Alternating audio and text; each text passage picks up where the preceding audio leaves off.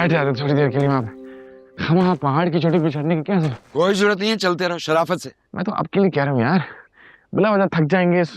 बिला वजह का क्या मतलब है? इतनी काहिली अच्छी नहीं होती है मियाँ, तुम ये तो छोटी सी पहाड़ी है, तुम्हें तो इतने बड़े बड़े पहाड़ भी सर करने हैं जिंदगी में। मैं तो आपके लिए कह रहा हूँ यार, बिला वजह थक जाएंगे। भाई बिला वजह नहीं, बुलंदी से वो चीजें वाजे नजर आने लगती हैं जो हमारे नजदीक हो तो हमें नजर नहीं आती। मसला क्या है तुम्हारा ये बताओ।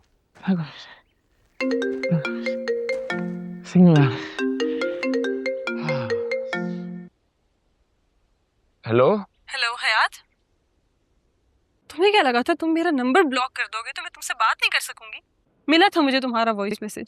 सुनो सुनो मेरी बात सुनो। सुना मैंने। मुझे तो अफसोस होता है कि मैंने तुम जैसे फजूल आदमी से मोहब्बत की। अच्छा मेरी बात तो सुनो। मैं कल भी यही बात कह रही थी और आज भी यही कहूँ।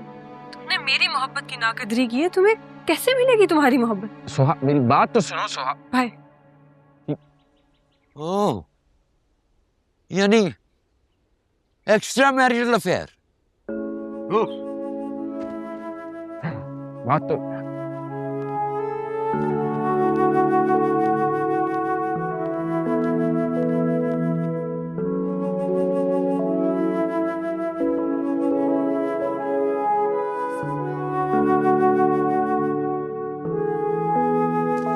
ये जगह वाकई बहुत खूबसूरत है। हाँ, बिल्कुल तुम्हारी तरह।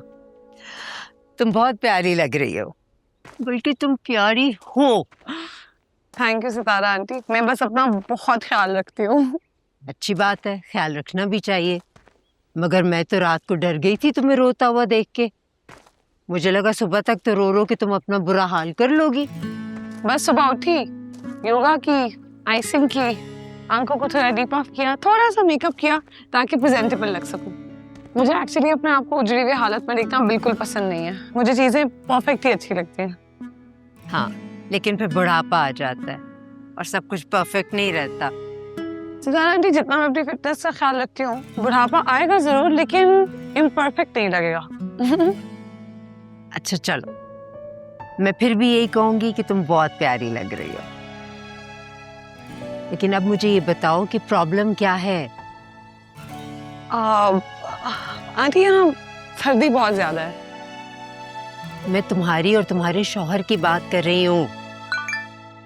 आप एक सेकंड। हेलो, हाँ फातिर, मेरा फोन स्विच ऑफ नहीं था, बस यहाँ पर सिग्नल्स नहीं आ रहे और मैं चाहती हूँ कि तुम कुछ दिन मुझे यहाँ पर अकेला रहने दो। मैं आईना आने वाली जिंदगी के बारे में तसल्ली से सोचना चाहती हूँ ताकि बेहतर फैसले कर सकूँ।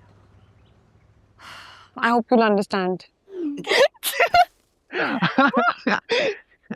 ओह हजरत, कितना मजा आ रहा है ना। मैं, तुम, ओए, ये खूबसूरत मंजर, सर्द मौसम, ये बर्फ, बिल्कुल जन्नत की तरह। कहीं कहीं ख्वाब तो नहीं है?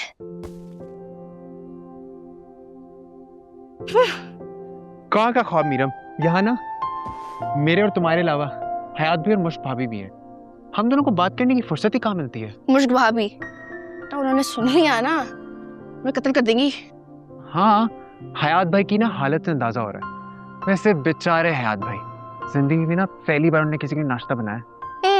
इतने भी बेचारे नहीं है, ठीक ठाक सुनाई थी मुश्क को। ये तो पूरी रात नहीं सोए थे ना।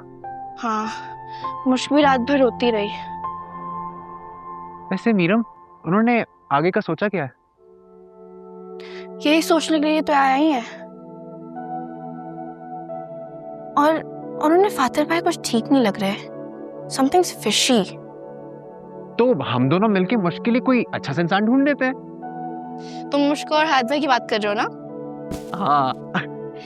उनका घर बस गया ना तो हमारा घर बसने से पहले ही उजड़ जाएगा। अरे मीरम, अंकल आंटी गए ना उन दोनों को समझाने के लिए। अल्लाह करे वो दोनों समझ जाए। वैसे क्या हो रहा होगा? उन दोनों का बीपी हाई हो रहा होगा। मिस्टर एंड मिसेस हाथ करना। काश ये सच हो सकता, लेकिन हो नहीं सकता, जीरो चांस। मुश्क फातिर भाई से तो फिर भी शादी कर लेंगी, लेकिन हाथ भाई से हरगिज नहीं। लेकिन तुम तो मुझसे शादी कर लोगी ना? नहीं।